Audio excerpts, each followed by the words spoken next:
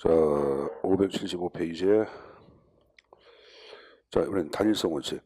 이건 국가에서는 두 개가 아닌 하나로 존재해야 한다. 이게 단일성이에요. 그러니까 여러분들 아까 일반 회계를 보통 예산이라고 얘기했잖아. 근데 정부는 일반 회계 말고 다른 여러분들 특별 회계라는 게 있어요. 그래서 또 하나 있기 때문에 단일성이고, 아까 기금은 예산 외의 자금이라 그랬어요. 예산의 또 다른 자금이에요.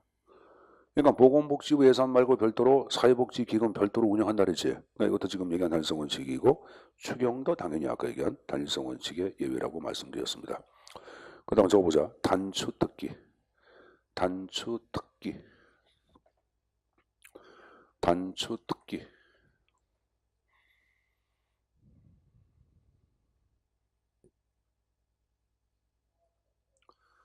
자, 그 다음에 통일성 원칙 나온 거 보자. 자, 별표. 우리가 사전해결, 통일성, 완전성 요 세 가지가 출제성 가장 빈도가 높고 요 세 가지가 전체 한 80%를 차지합니다. 그만큼 이제 비중이 높다 그 말이에요. 자, 통일성 국가의 모든 수입은 국고는 아까 정부 통장이죠. 정부 통장에 통일적으로 귀속된다. 자, 여기 보세요. 자, 법인세 징수했어요. 소득세 징수했어요. 상속세 징수했어요. 그러면 지금 얘기한 국고로 통일적으로 귀속이 되고 2020년도 정부가 하고자 하는 사업들 국방사업 얼마, 뭡니까 교육사업에 얼마 이렇게 이제 지출이 이루어져야 되겠죠. 다시 말해서 법인세를 받아가지고 오로지 법인 활성화 사업에만 쓰면 된다 안 된다? 안 된다. 그 다음 나온 거 보세요. 특정한 세입과 특정한 세출을 직접 연결해서는 안 된다 그런 말이에요. 소득세를 받아가지고 오로지 국민 소득 향상을 위해서만 쓰면 된다 안 된다?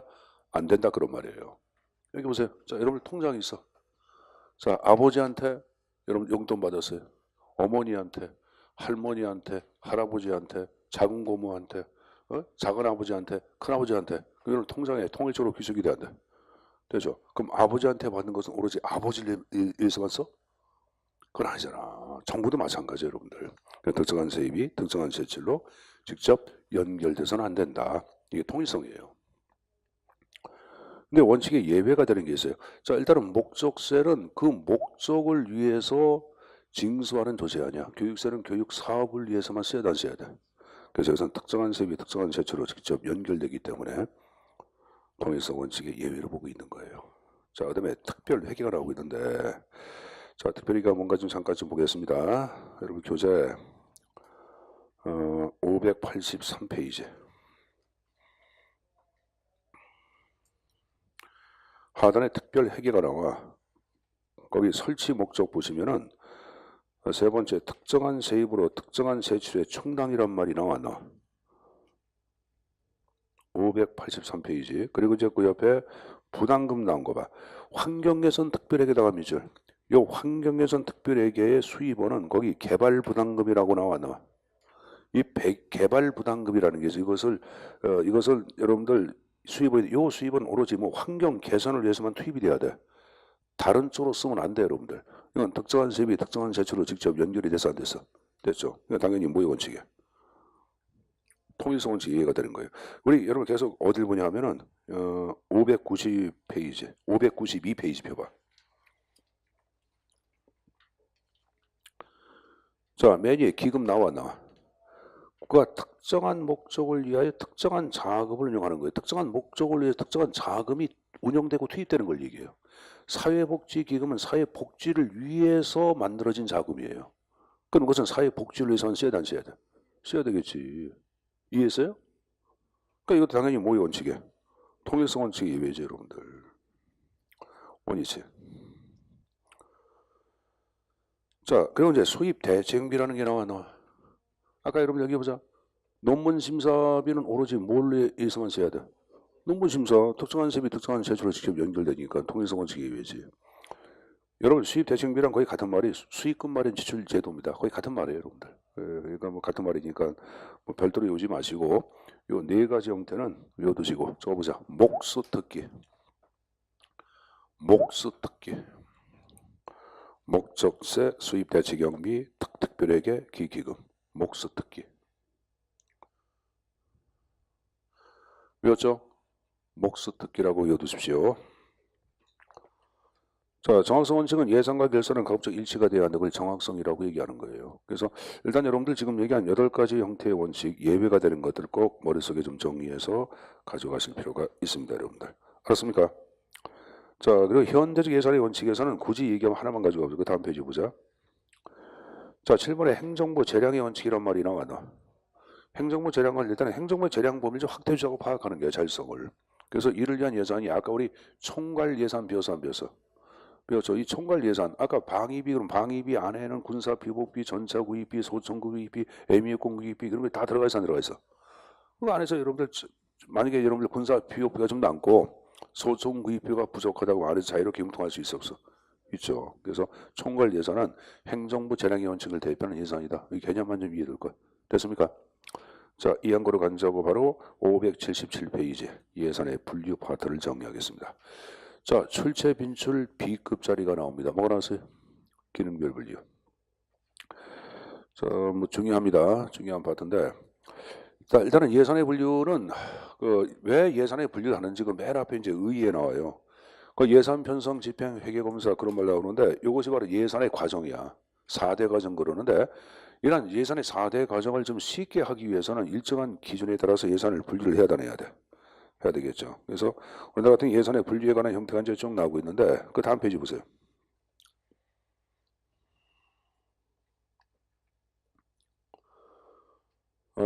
거기 먼저 예산에 분류해가지고 뭐 소관, 장관, 세항, 뭐 계상, 뭐 조직별, 기능별 뭐 쭉 나왔는데 뭐 그런 식으로 분류가 이루어집니다. 그거 연결해서 외우지 마세요, 여러분들. 이 형태는 프로그램 예산으로 바뀌면 또 바뀌기 때문에 이건 뭐 그대로 열 필요가 없어요, 여러분들.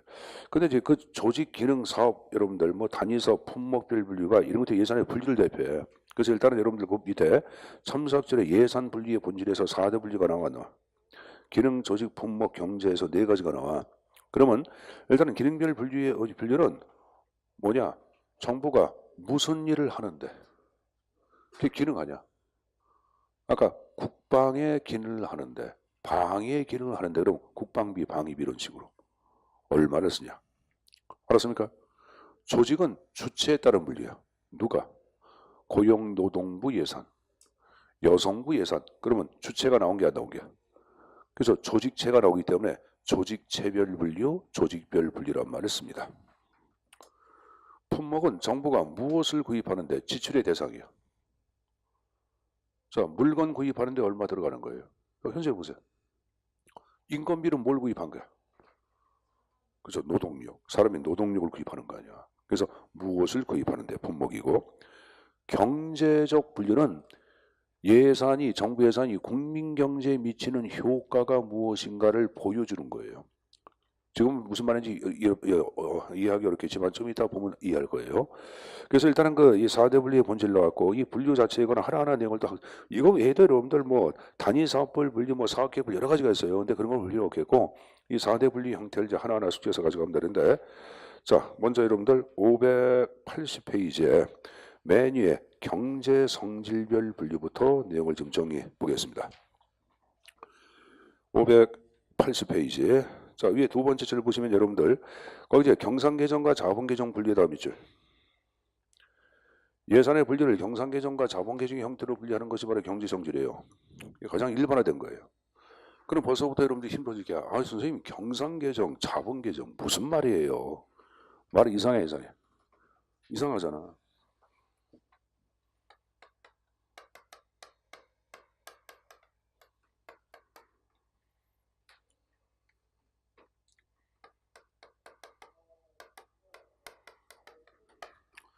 자, 여기서 경상이란 말은 이제 일상적인 그런 말이에요. 일상적으로. 자, 여기 보자. 일상적인 수익과 지출. 여러분들 아버지가 한 달 여러분들 연봉이 예를 들어서 여러분들 6천만 원이다. 그럼 월 500 벌어지는 거 아니야. 그럼 500만 원 갖고 어머니가 500만 원 버문에 돈을 써 안 써? 뭐 더 쓰는 분도 계시겠지만 보통 500만 원 버문에 써 안 써? 일상적으로 아파트 부금 내 안 내? 내가 여러분들 용돈 줘 안 줘? 줘야 되겠죠. 아버지 용돈 줘 안 줘? 용돈 안 줘 아버지? 그 아버지는 뭐 어떻게 해? 아버지는 그 도둑질해 어떻게 해?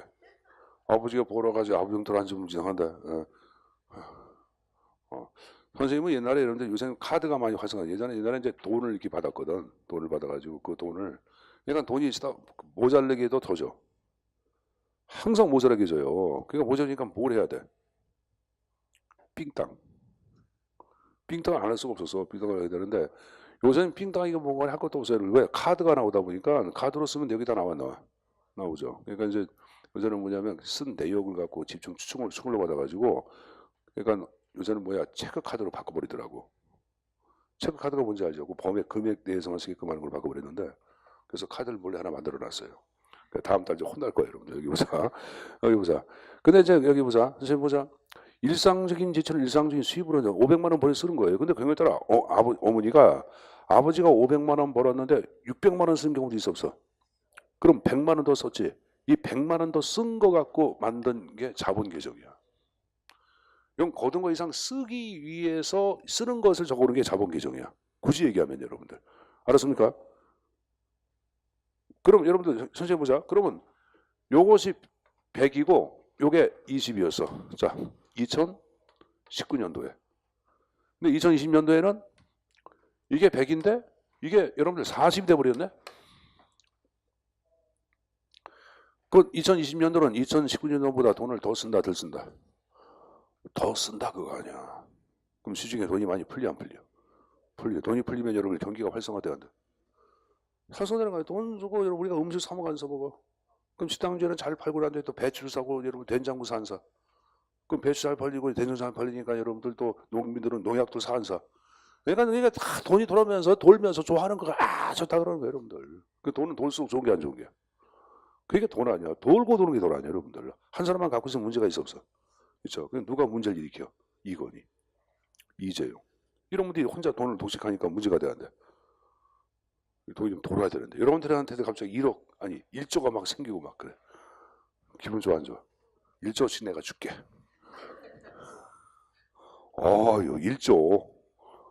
1조 100억도 아니라 1조. 늘 벌써 100억만 해도 벌써 입이 딱 벌어질걸? 안 그래? 야 10억 해도 입 벌어질 것 같은데. 세상이 참 불공평해요. 그죠? 어차피 뒤질 텐데 그 돈 갖고 죽지는 않을 거 아니야. 그럼 죽기 전에 없는 사람은 저렇게 쓰면 좋은데 홍콩에 여러분들 무슨 화폐 해가지고 돈 번 녀석이 그냥 돈을 막 뿌렸다며. 그 요새 무슨 가상화폐 갖고 돈 엄청 번 녀석이 젊은 녀석이 그냥 홍콩 어디에 돈을 쫙 풀었대. 그래서 돈병만 그래서 그 동네는 갑자기 돈병을 맞은겨. 왜 홍콩에서 하냐? 인천주한 행정고시하고 나서 하지.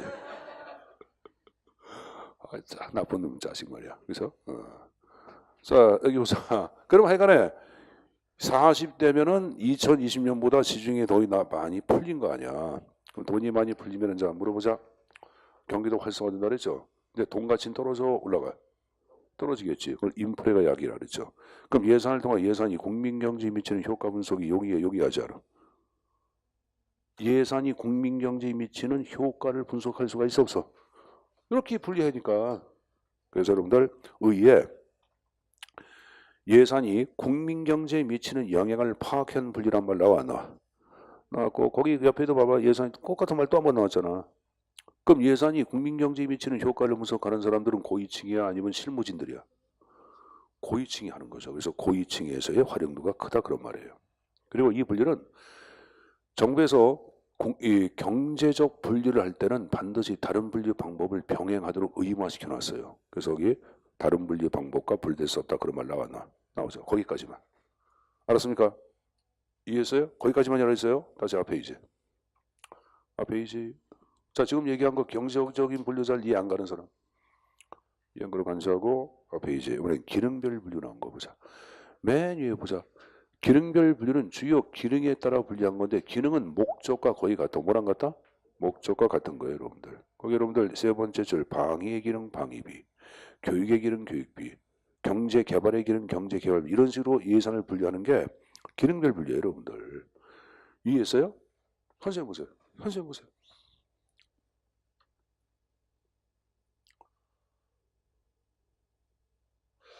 여러분들 오늘 집에 가서 아버지하고 어머니하고 얘기하면서 경상계정 자본계정 그러면 어머니 아버님이 무슨 말인지 알아들으지 못 알아들으죠. 지나가는 여러분들 아저씨들 내 예전에 경상계정과 저는 자본계정에 대해서 인터뷰 좀 해주십시오. 그러면 여러분들 뭐라 그래? 광인이라고 해야 하네. 하죠, 여러분들. 근데 여러분들 집에서 아니면 여러분들 아저씨 내년도 보니까 방위비가 오르게 증액되는데 아저씨 내년에 경기를 생각해서 그러면 아저씨랑 아저씨도 그 방위비 해가지고 우리가 남북 관계가 이렇고 북한에 뭐 김정은이 이거 어쩌고 하면서 또 얘기하잖아요. 자, 정부에서 사용하고 있는 각종 여러분들 예산은 국민의 혈세에 의해서 예산이 만들어지는 게야. 그럼 우리 국민은 우리가 낸 혈세가 어떠한 목적으로 어떠한 기능으로 사용되고 있는지를 알 권리가 당연히 있죠. 그래서 만든 게 기능별 분리예요. 그래서 이름을 시민을 위한 분리라고도 얘기합니다. 세 번째 절 시민을 위한 분리란 말 나와나? 나왔잖아요, 여러분들. 그럼 하나 물어보자. 선생님 보자. 그러면 국민도 이해하기 쉽겠지. 그럼 국회도 예산 심의를 쉽게 할 수 있어 없어? 있지. 그래서 장점 하단 나온 거 보시면 두 번째 예산 심의 용이 나와서 안 나왔어. 밑에 두 번째 줄 국민의 정부 활동에 대한 이해용이 나왔죠. 그치? 아까 기능별 분리가 바로 총괄 맨 밑에 장단점 박스 봐야지. 놓치지 마시고 맨 밑에 총괄 계정이란 말 나왔나? 총괄 계정이 총괄 예산과 같은 말이에요, 여러분들. 가장 적합한 거 기능별 분리. 아까 총괄 예산이 바로 기능별 분리라고 얘기해서 했어요. 했죠. 그러면 여기 보자. 방위비 얼마? 그러면 그 안에서 자유롭게 쓸 수가 있어 없어? 그래서 장점의 세 번째 줄 행정부의 예산 집행의 신속성부이란 말 나왔나? 나오자. 자, 현재 보자.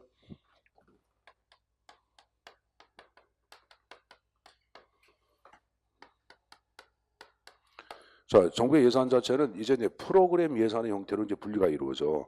우리가 앞에서 여러분들 뭐 소관, 장관항, 세항목 이걸로 안 하고 이제는 프로그램에 따라서 예산을 분리하거든. 현생 보세요, 현생 보자. 그럼 어떻게 분리가 되냐면은 분야 부문 자체를 얘기할 때는 이것은 뭘 하냐면 기능별 분류예요. 뭐로 한다? 그리고 요 프로그램이 바로 사업 계획이라고 그래. 뭘 한다? 사업 계획. 그래서 자 여기 국방부 예산 자체. 그러면 여러분들 분야 그러면 바로 뭐냐? 방위. 이게 여러분들 분야야. 부문은 뭐 해군, 방위력 개선. 이것도 기능이야. 물론 이 기능은 이거보다 구체적인 기능이지.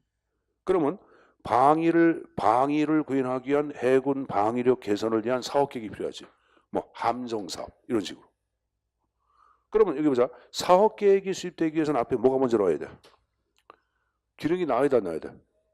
기능이 나와야지 사업 계획이 수립되는 거예요. 여러분 여기 보자. 기능은 목적과 여러분 공무원이 되기 위한 목적이 있으니까 어떻게 한다 계획을 잡아자고. 그리고 공무원 되기 위한 목적 설정에 그다음 야 내가 학원 어떻게 다녀야지. 학원 다니는 거 아니에요? 학원 다니기 위해서 공무원 시험 준비하는 게? 그 이상한 사람 아니야? 공무원에 대한 목적을 설정하고 난 다음에 내가 그 다음 어떻게 할까 계획을 잡아 안 잡아. 정부도 마찬가지. 그래서 장점의 행정부의 사업계획 수립 여기란 말 나왔죠. 그렇게 내용 좀 정리해서 가져가세요 여러분들. 알았습니까? 단점 보지 마시고 장점만 좀 가져가시고 특히 시민을 위한 분류 무슨 분류? 기능별 분류라고 말씀드렸습니다. 자, 그 다음에 한 상을 넘겨보자 여러분들. 581페이지에 이번에 이제 조직체별 분류가 나오고 있어요. 이건 말 그대로 조직체에 따라서 예산을 분리하는 걸 얘기합니다. 조직체에 따라서. 조직체. 아까 얘기한 식으로 여러분들 여기야 뭐 체육 여기 보자 선생님 보자. 산업자원부 예산 이런 식으로 여성부 예산, 환경부 예산 이게 조직체별 분류예요. 그럼 하나 물어볼게. 그냥 상식이야. 국회에서 예산 심의를 할 때는 각 부처를 대상으로 심의하네. 하는 거예요. 여러분 상임위원회 국방부 장관 앉혀놓고 물어봐. 교육상임위원회 교육부 장관 앉혀놓고 물어보는 게야. 그럼 만약에 조직체에 따라서 예산이 여러분들 분류가 안 돼 있으면 국회 예산 심의가 가능해 불가능해? 불가능합니다. 이거 보자.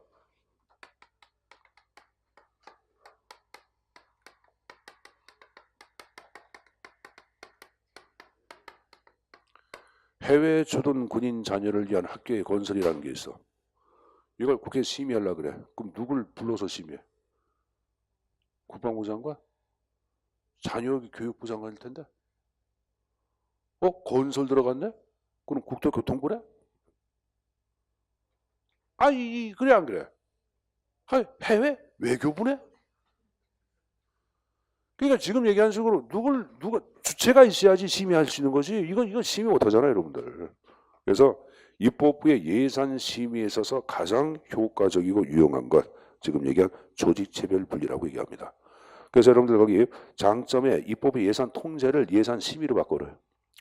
통제를 심의로 바꿔버리자. 심의에 가장 효과적이다. 효과적이다 이코로 유용이라고 적어놔. 유용.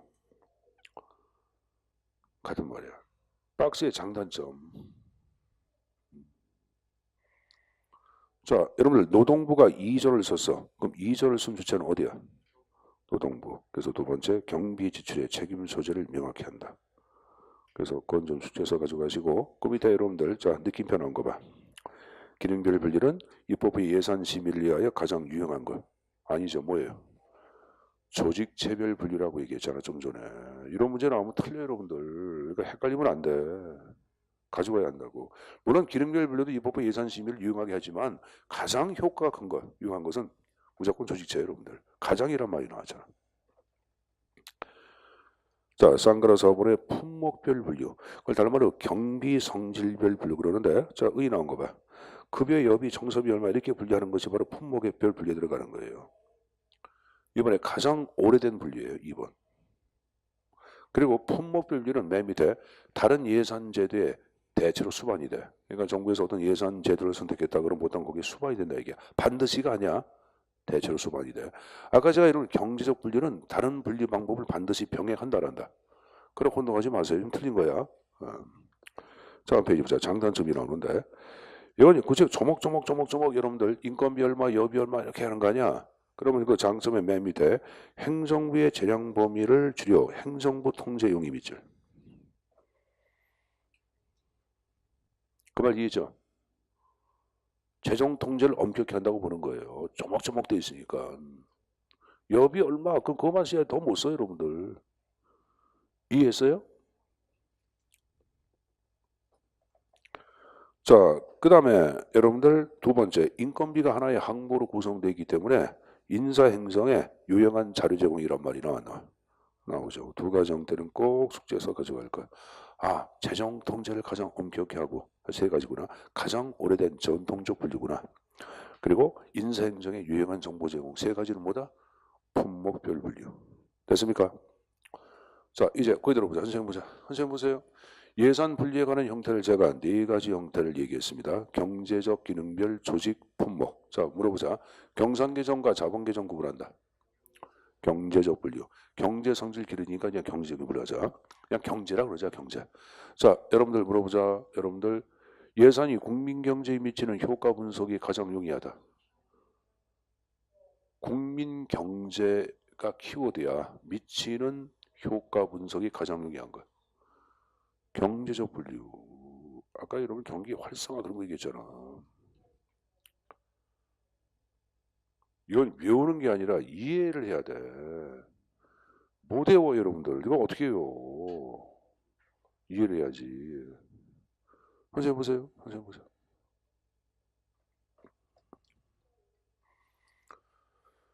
여러분들 입법부의 예산 심의에 있어서 가장 유용한 분류. 심의, 예산 심의에 가장 유용한 것. 조직체별 분류. 자, 여기 보세요. 심의를 위한 분류. 기능별 분류. 정부 활동에 대한 국민의 이해 증진. 기능별 분류. 예산 집행의 신축성 부여.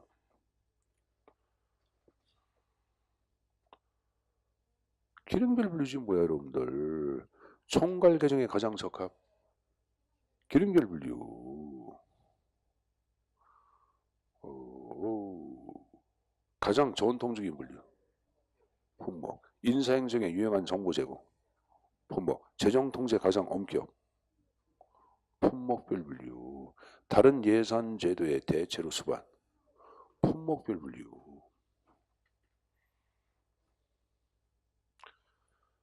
됐습니까? 그렇게 몰아서 지금 정리해서 가져갈 거야. 자, 봤으면 583페이지에 예산의 종류 파트를 보겠는데, 자, 정부 예산, 정부 수사기관 예산은 넘어가시고 바로 일반에게 특별하게 나온 거 보자. 자, 일반에게 아까 제가 조세 수입이 주 수입원이 국가 존립이나 유지를 위해 쓰여지는 예산을 일반회계라고 얘기했어요. 했죠? 특별회계는 이제 설치 목적이 세 가지가 나오는데 세 가지 설치 목적을 외워야 돼. 아이 더러워. 외워야 돼. 하나가 뭐가 나왔어요? 특정 사업을 운영할 경우. 두 번째, 특정 자금을 보유하여 운영할 경우. 세 번째, 특정한 세부로 특정한 세출의 충당. 됐어요? 자, 특정 사업을 얘기할 때는 여러분들 정부도 민간 기업처럼 사업하는 경우가 많아. 자, 여러분들 여기 보자. 선생님 보자. 제가 우체국 같은 경우에는 우편 사업, 택배 사업 그런 거 해야 하네. 하죠. 그게 정부가 민간 기업처럼 사업할 때 사용되는 회계가 바로 지금 얘기한 특별회계 첫 번째예요. 거기 이제 4대 사업이 나와. 우편 사업 하나, 우체국 예금 사업, 양국 관리, 조달 사업 해서 4가지가 나와서 안 나왔어. 나왔고 별도로 책임 운영 기관도 민간 기업처럼 사업하는 경우가 있어 없어. 여러분들 제가 국립극장 같은 경우에 공연 사업 그런 거 한다 그랬잖아. 그런 걸 얘기하는 거예요. 특정 사업 운영할 경우. 그럼 물어보자. 선생님 보자. 교재 보지 마시고. 특정 사업의 수입원은 조세야 수익금이야? 수익금이야. 조세 수입이 아니네. 그죠? 자, 두 번째 여러분들. 특정 자금을 보유하여 운영할 경우. 그 재정융자 특별회계가 2007년도에 폐지가 되고 여기 여러분들 올해인가 작년인가 관리 적어보세요. 관리 특별회계 적어라. 관리 특별회계. 관리 특별회계. 관리 특별회계. 아야 뭐 하나 빠진 것 같은데 관리 특별회계 맞을 거예요 여러분들. 여기 이제 이런 식으로 이제 새롭게 태어났어요.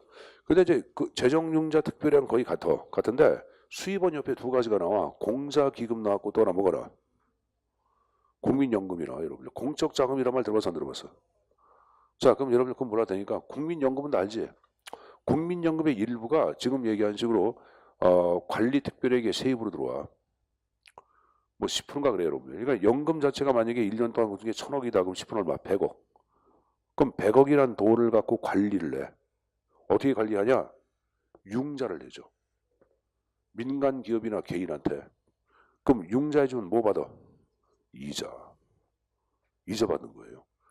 금리가 시중금리보다 여러분들 한 20% 적게 받아. 시중금리가 예를 들어서 여러분들 5%다 그러면 20% 적게 하는 거니까 얼마? 4% 받는 거예요. 그래서 운영하거든. 그럼 하여간에 자 이거 보자.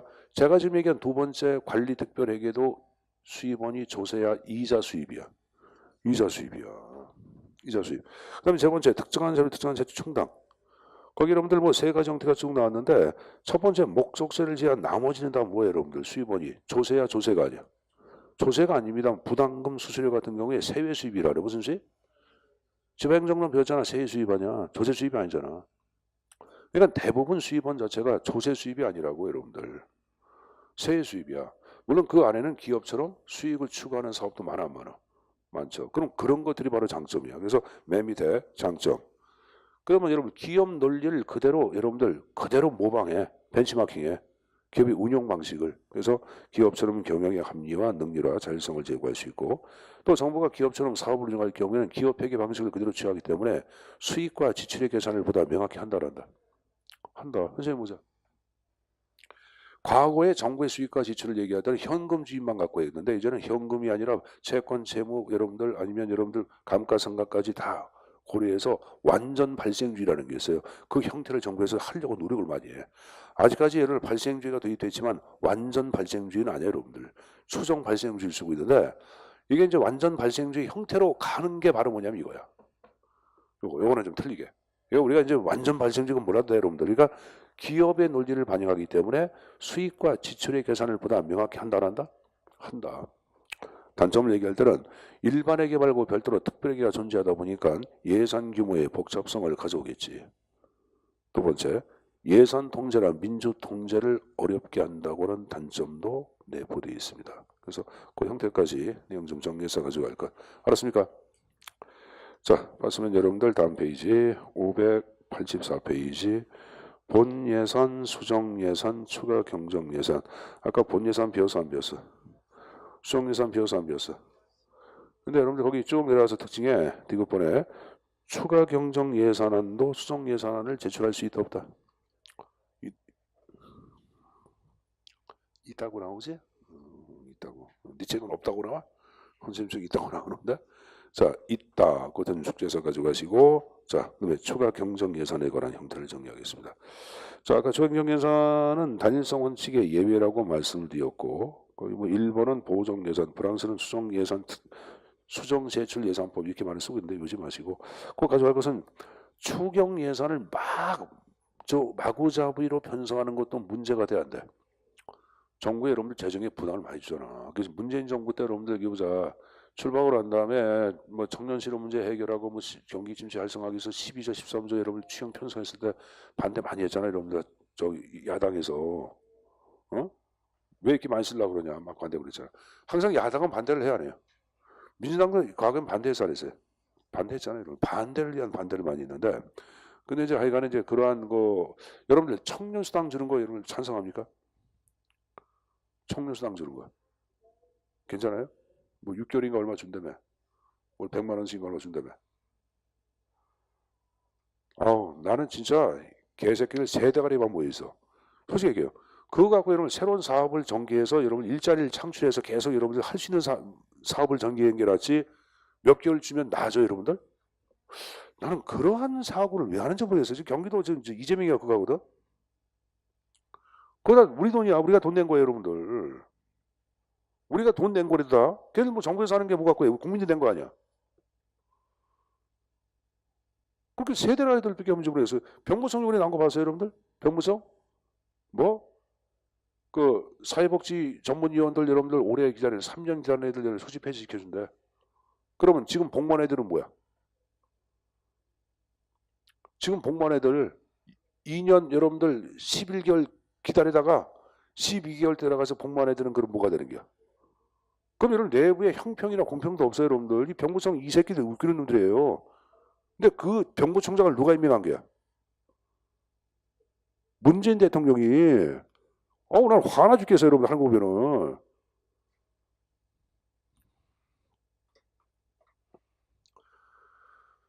자 여기 봅시다 여러분들 좀 내가 볼 때는 상식 있는 어떤 정책만 펴도 될 것 같아 상식이 없으니까 문제가 되지 안 그래요? 아니 지금 뭐 지방자치단체의 부담 자체가 가중되기 때문에 더 이상 보낼 수 없다. 그럼 여러분들 복무기한을 단축을 시키고 돌리든지 그게 맞는 거 아니에요 여러분들? 복무기한 지금 여러분들 걔네들 20몇 개월 하잖아. 25개월 6개월 하는 걸 그걸 20개월 뭐 아니면 18개월로 상관 전형처럼 단축시켜주고 그렇게 해주면 여러분들 나가면은 새로운 자원 들어오고 그거 못해? 나 그거 할 것 같은데 그 청년수단은 그런 데나 좀 선수식해서 그런 돈 있으면은 그래서 하여간 이제 그렇게 좀 돌아가면 좋은데 난 그게 안 되니까 답답 죽겠어요. 너무 흥분했나? 선생님이 볼 땐 그래요, 여러분들. 내가 볼 땐 그래요. 그래서 지금 여러분들 20대들 취업 못하고 너네들이 얼마나 지금 힘들어하는데 그럼 제일 먼저 할 것은 여러분들 돈 몇 푼 주는 게 중요한 게 아니라 실질적으로 평생 살 수 있는 직업을 만들어주는 거예요. 그걸 정부가 만들어줘야지. 그렇게 하려고 그러면은 아예 정부 안 한다 그러면 시장 경제로 그냥 내부겠다 하면 내부든지 진보 정권 펴먹고 뭐 여러분 소득주의 경제 정책을 얘기해놓고서는 하는 거 보면 이상하게 하고 있으니까 답답하죠 여러분들 안 그래요? 장하성이 여러분들 그 친구 뭐 하는지 모르겠어요 많은 번들한테 해가지고 없는 사람이랑 일자리 창출해야 되고 그런 거 가진 자로부터 뺏어가지고 그런 거 막 하더니 지금 뭐 하는지 모르겠어요 지금 옆에 앉아가지고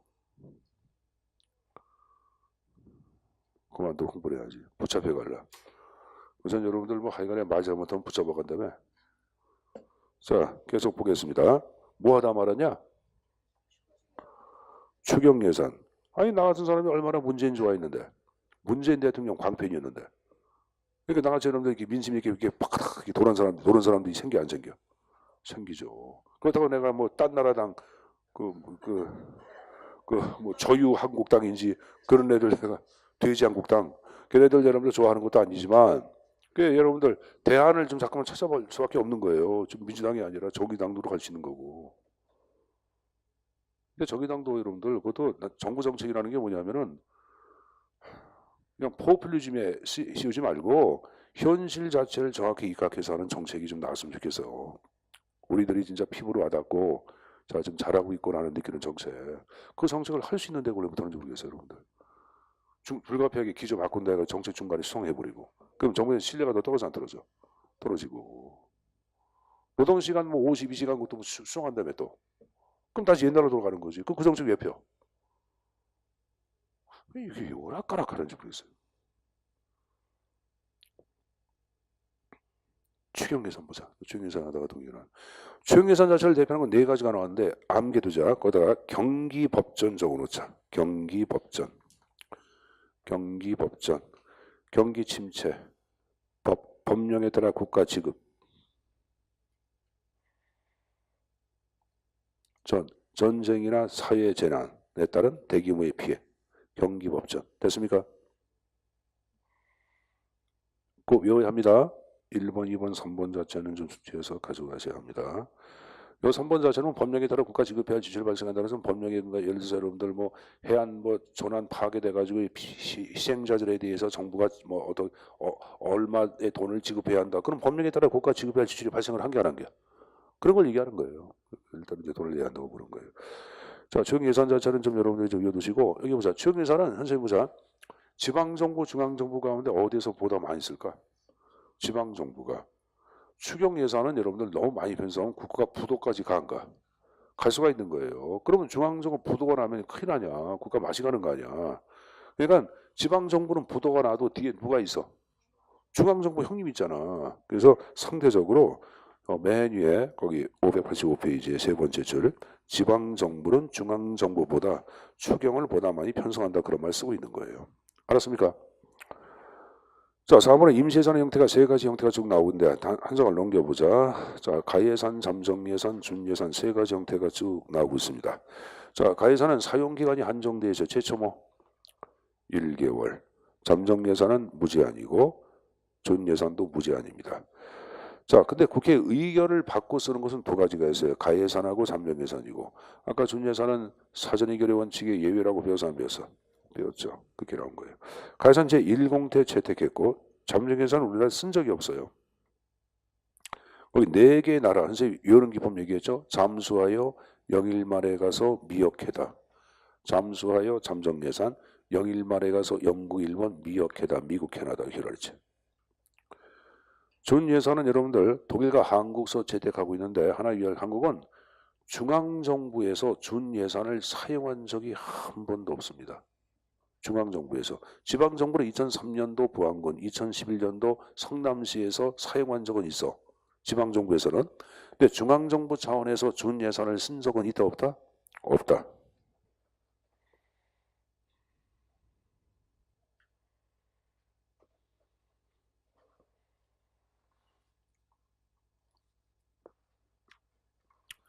요건 여러분들 꼭 그리고 이제 준예산에서 그 무제한 나왔고 다섯 번째 줄 헌법 제54조 3항에 준예산의 사용 대상 박스 한번 봐봐. 그 세 가지가 나와. 그걸 꼭 가지고 가야 돼. 자, 저는 먼저 헌법이나 법률에 의해 설치된 시설 및 기관의 운영 유지비. 이걸 줄여서 법정시설 관리 유지비라고 얘기하죠. 뭐라 한다? 법정시설 관리 유지비. 법정시설 관리 유지비라고 그러죠. 자, 두 번째 법률상 지출 의무 경비. 여러분들 예산이 성립 안 했다고 해서 공무원 인건비 지급 안 할 수가 없다. 아까 얘기했던 거 아니야. 세 번째 3번은 뭘까? 이 계속비, 이 계속비. 계속비는 수년에 걸쳐서 이를 집행이 가능하다고 그랬잖아. 미리 국회의 승인을 받고 그걸 얘기하는 거야. 이미 예산으로 승인된 국회 승인을 받은 서백의 계속비를 얘기합니다. 여기에 대해서 준예산을 사용할 수 있다. 그 세 가지 형태는 암기사항입니다. 알았습니까? 다른 건 원점 없고 자 넘겨서 어딜 보냐.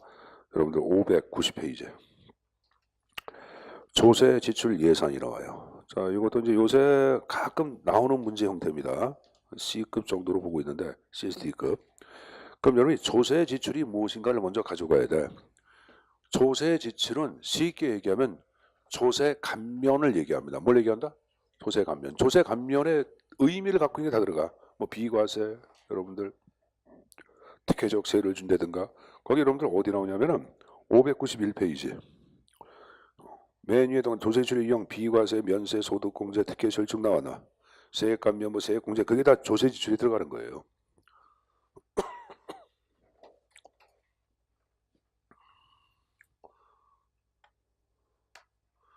자, 그럼 조세 지출은 여기 보세요.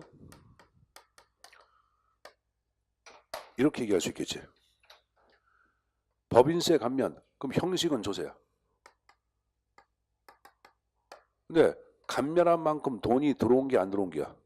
안 들어왔다는 건 쓴 효과랑 같은 것 같아. 같죠? 그래서 실질은 지출인 것, 그걸 조세 지출이다 이렇게 얘기합니다. 자, 그러면은 우리가 얘기하는 정부 지출은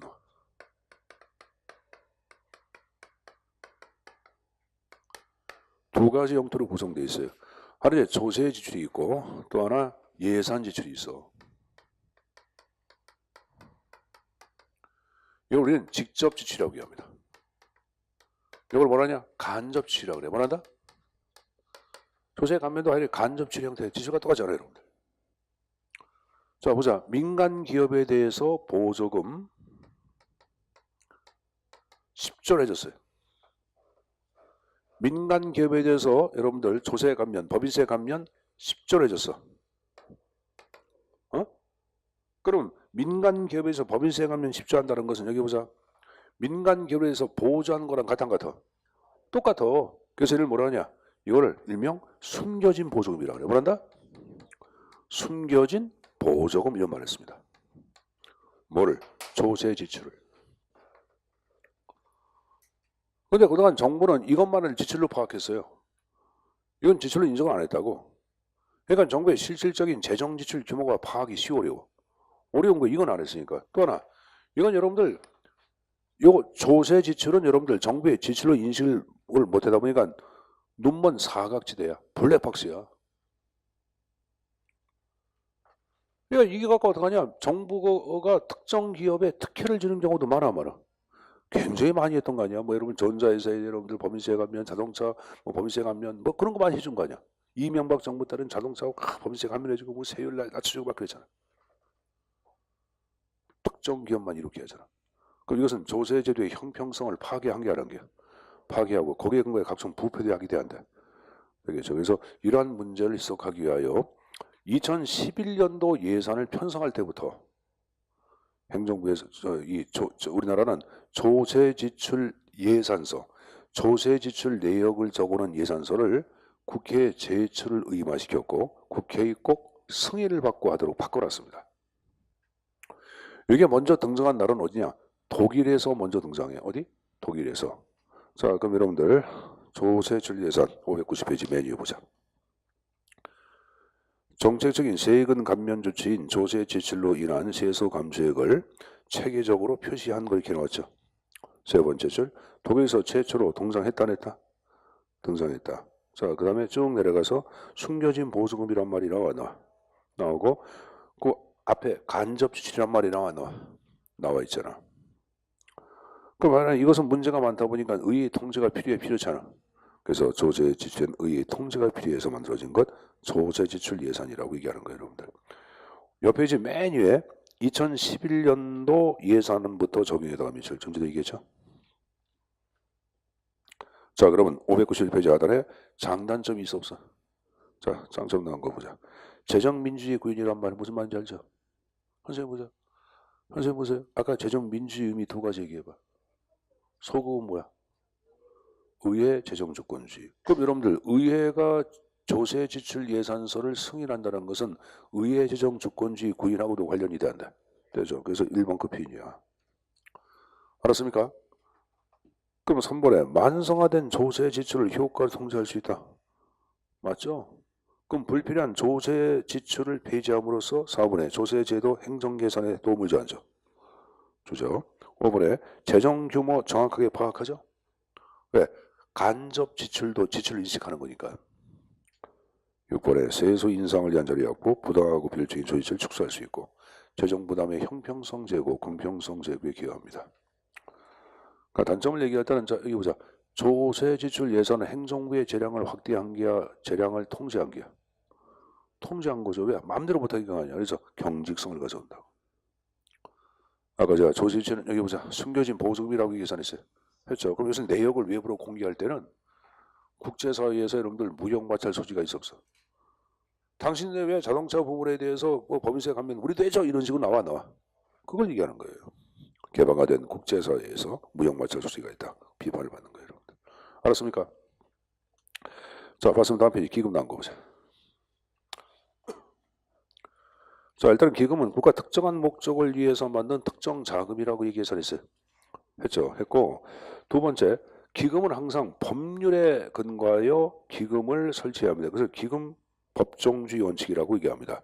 법률이야, 법률에 근거하여 기금을 설치하도록 되어 있습니다. 알았습니까? 그 숙제서 가져가시고, 자, 그리고 이제 그 밑에 보시면은 예산과 기금의 차이점이 쭉 나오는데, 예산은 이제 국회 의결, 둘 다 국회 의결 다 받아야 돼. 재원 보세요. 근데 예산은 수입이 뭐야? 조세 수입이야. 기금은 여러분들 조세 수입이 아니라 정부 출연금이라는 게 있고, 일반 정부 출연금, 정부에서 이제 무상으로 이제 돈을 이렇게 지원하는 경우가 있어요. 그래서 이건 일반 회계에 이렇게 여기 여러분들 이 정부 출연금 내 있어가지고 기금으로 넘어가. 그래서 일반 회계로부터의 전입금이란 말 나서 안 나서. 일반 회계에서부터 돈이 들어온다 그 말이에요, 여러분들. 일반 회계에서부터 들어온다고 보는 거예요, 여러분들. 그리고 거기 유상적 급부란 말이 나와. 조세 지출 가운데는 여러분들 거기 뭐가 있냐. 자, 현세금 보자. 거기 뭐 현세금 보자. 조세 지출 같은 경우는 이런 게 있어요, 여러분들. 융자를 위해서 만든 기금이 있어요. 융자이죠. 그걸 융자 기금 그러는데, 융자를 해주면은 다시 그런 무상으로 주는 게야, 나중에 돈을 받는 게야, 회수하는 게야. 융자니까 회수해야 돼. 회수하고 또 이자도 받아 안 받아? 받는 거예요, 여러분들. 이걸 유상적 급부라고 얘기하는 게야. 무상으로 딱 주는 것은 무상적 급부지. 현재 보자. 정부가 현재 보세요. 자, 인천 시민들한테 국가에서 여러분들 인천에 국립공원 하나 만들어줘서, 그리고 인천 시민들한테 돈 받아 안 받아? 돈 내라 그래 안 그래? 그 만드는데 땅 개발하고 돈 내라 그래 안 해? 안 합니다. 그건 뭐야? 무상적 급부야. 그래서 예산은 여러분들 무상급부를 원칙으로 합니다. 거기 여러분들 그 조세 수입해 놓고 거기다가 무상급부라고 적어놔. 근데 기금은 유상적 급부야. 이해했어요? 그게 무슨 말인지 이해한 걸 간주하겠습니다.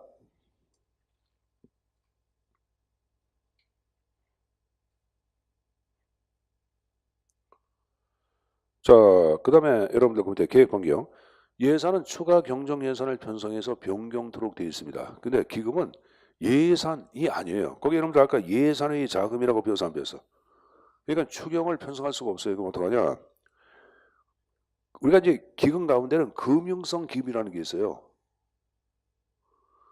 11개가 있어요. 뭐 여러분들 보험, 보증, 여러분들 증권, 저축 이런 말 들어가면 우리가 얘기하는 보통 이제 금융성 기금인데 알 필요 없어. 그래서 심지어 안 나오니까. 금융성 기금 자체를 얘기할 때는 30% 이하, 비금융성 20% 이하에서 자율적으로 변경이 가능해. 그 초과할 때만 여러분들 국회에 허락받고 해야 돼. 알았습니까? 30%, 20% 범위 내에서 자율적으로 변경이 가능합니다. 그런 식으로 변경하고 있다고 표현이야. 감사원 감사 예산은 정기 수시 다 받고 기금은 수시 감사만 있고, 아까 기금은 통일성 원칙의 예외라고 배워서 안 배웠어? 배웠죠. 그래서 그 형태가 쭉 나와 있는 겁니다, 여러분들. 알았습니까? 자, 그 다음에 기금의 운영이 나왔는데,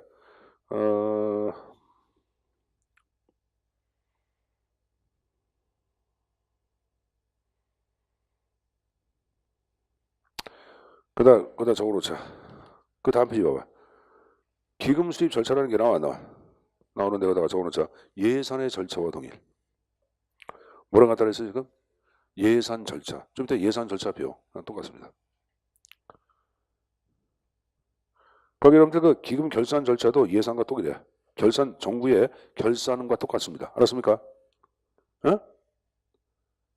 기금 수입 절차는 예산 편성과 동일하고 기금 결산 절차는 결산과 동일한 거야. 별도로 배울 필요가 없다고 말해요, 여러분들.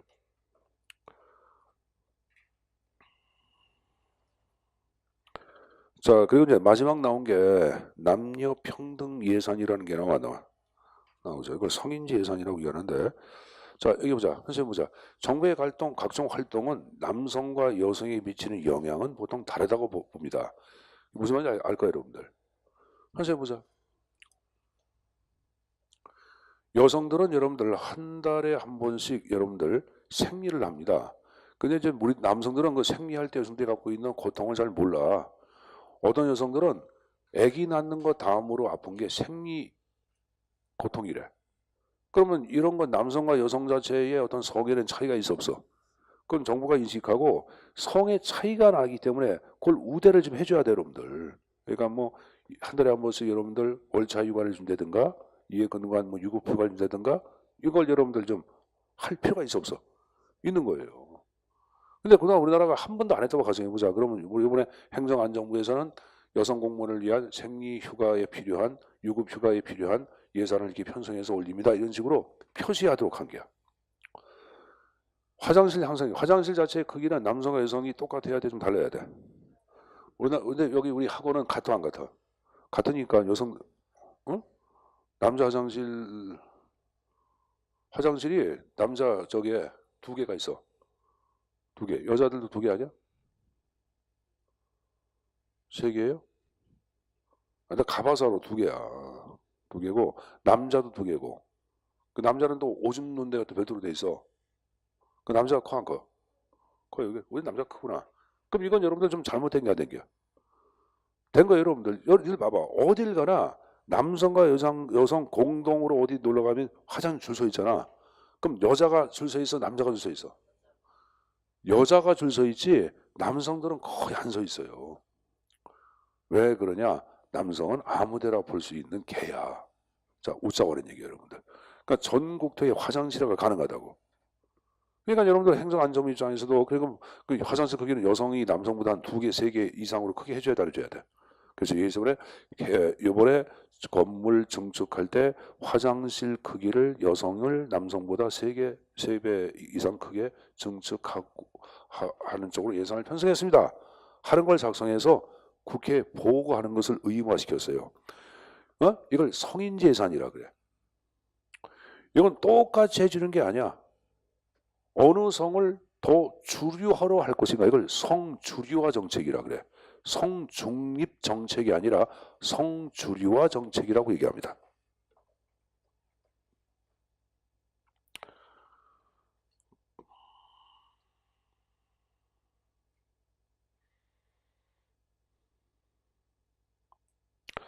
그래서 우리나라는 여러분들 2010년도부터 정부 예산을 편성할 때 성인지 예산을 편성해서 제출로 되어 있고, 성인지 예산을 최초로 여러분들 선택한 나라는 호주야. 1984년도.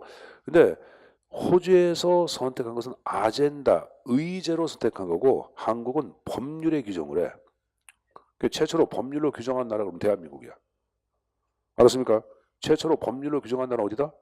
대한민국이라고 말씀드렸습니다. 그래서 그 성중립 X 써놓고 성주리화 정책으로 적어놓으세요. 그렇게 내용 좀 정리해서 가져갈 거야. 자, 그거 봤으면 됐고, 예산의 과정 파트는 또 쉬었다가 수업을 진행하도록 하겠습니다. 수업합시다.